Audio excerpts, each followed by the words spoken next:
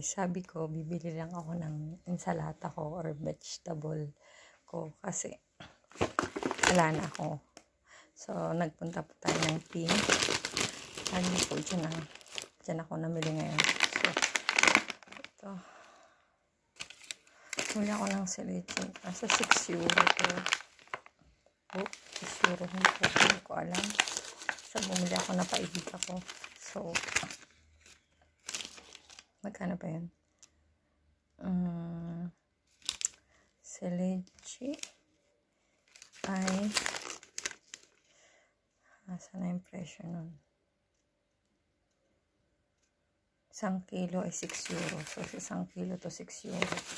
Tapos, umuli din ako dito. Nakasale. Yan. So, nakasale yan. Nasa $2.29. Ayun na yan. Ilang piraso na yan. 2, 4, 8 piraso. Tapos ito nakasale din. So, paborito ko to. So, 3 lang binili ko dahil mabigat na yung dala ko. Saka sabi ko, ensalada lang bibilin ko. $1.99 to. Bumili din ako nito. Broccoli Siciliana. Kasi mas maganda yan sa katawan. Bumili din ako ng kamatis. So, tingnan nyo to guys. Kamatis na ganito. Yan. Sarap. Diba? Bumili ako ng kamatis. Magkano yun? 113. Ang piraso yung binili ko. Basta. Yan. Nagpatak ka lang. Tapos, ang piraso ko, 5. €1.13. So, yan. Tapos, 5 yan. 5. Yan, 5 kamatis. Tapos, bumili din ako ng edamame. Tapos, pipino.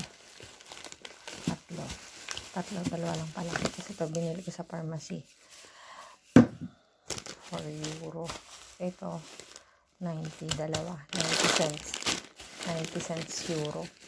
Tapos, ito yung kakain ko. Iceberg. 2, nakasale din. 99 ng isang balot. Tapos, pumili din ako. Nakasale din to. Tortellini at karne. Pag tinatamad akong magluto. At yun. Pinakain.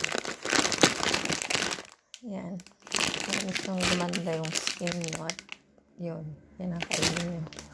Tapos, napaibig na naman ako dito. Tingnan natin. Yan ito. Sorrentino. Masarap to. Bibili ko yan. Tapos ito ay nasa magkano pa siya? €4.27. Ito ay nakasale din. Bumili ako ng 2.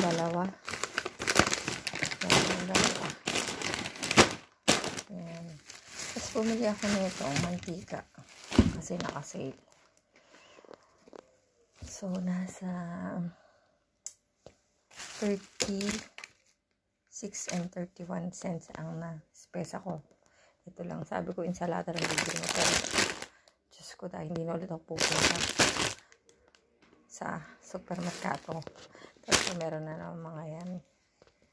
Okay, hanggang dito na lang. Ciao, ciao!